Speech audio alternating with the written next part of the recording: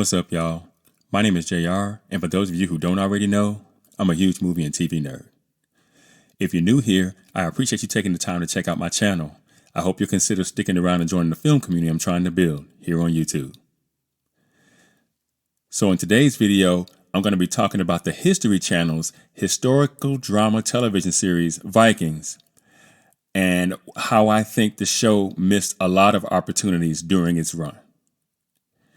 And just so you guys know, this video will contain spoilers, so if you haven't gotten around to watching this TV show yet, and you don't want to know anything that happens in it, you might want to exit this video now. And with that being said, no more wasting time. Let's get into it.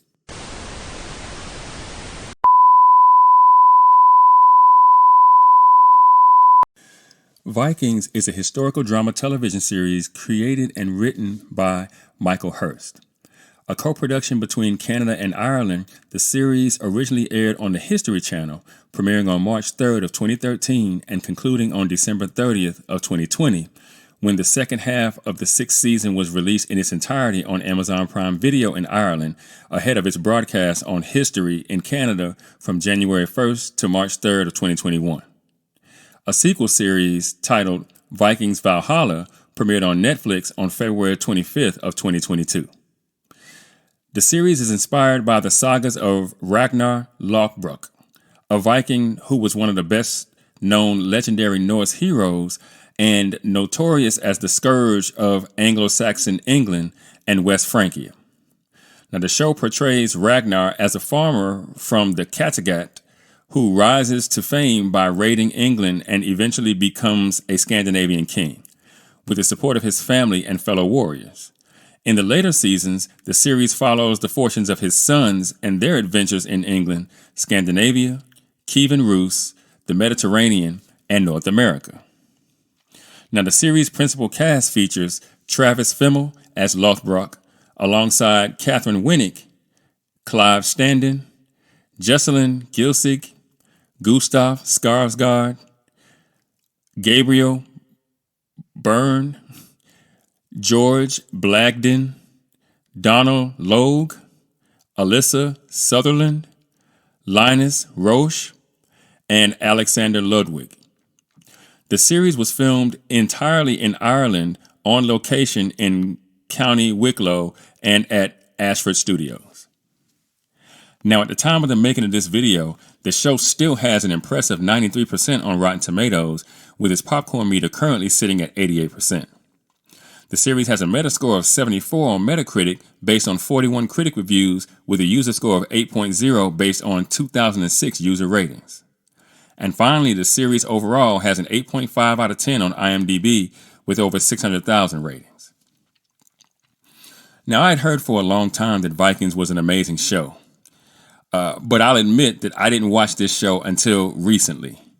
But I finally sat down to watch it, and I'll admit the History Channel did a really good job with this series, which was a bit of a surprise to me, given the fact that they're a documentary channel. And as I watched the first few episodes of the show, I wondered if the History Channel's penchant for documentaries would impact the show's narrative approach. Well, it did. And I think it did so to the show's detriment. Now, over the course of the series, there were some deeply interesting storylines that emerged. The show was so interesting, in fact, that it managed to survive killing off its main character 3/4 the way through its fourth season, successfully passing the baton to other characters to carry the series to what I thought was a rather thoughtful conclusion. But the show skips over a lot of things that would not only typically be included in a show of this nature, but in some cases would be deemed rather important narrative and character development moments. And it's especially noticeable if you're binging the show, watching it episode after episode, one behind the other, making you feel like at times there are big chunks of episodes missing, if not entire episodes missing. Now, the biggest and what I thought was the most inexcusable example of this happening was when Ethelstan was ultimately murdered by Floki in the 6th episode of season 3 entitled Born Again. Now, if you watch Vikings, then you know the show spent a lot of its narrative horsepower, especially in the beginning, building up the relationship between Ragnar and Ethelstan in the first half of its run, with Ethelstan traveling back and forth from Kattegat to Wessex, with Ragnar and his Viking warriors bouncing back and forth between being Christian and pagan. And as all of this was happening, the show made it a point to pit Floki against Ethelstan, both ideologically and eventually physically, using his unwavering allegiance to the Norse gods as the catalyst.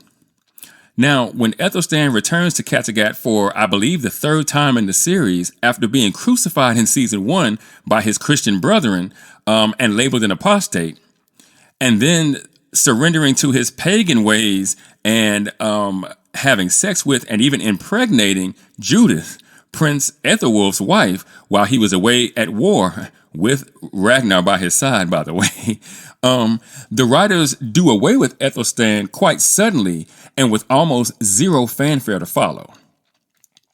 In fact, we don't even get to see Ragnar's immediate reaction to the news of his dear friend's untimely death, which I think is not only a shame, but also a dereliction of duty.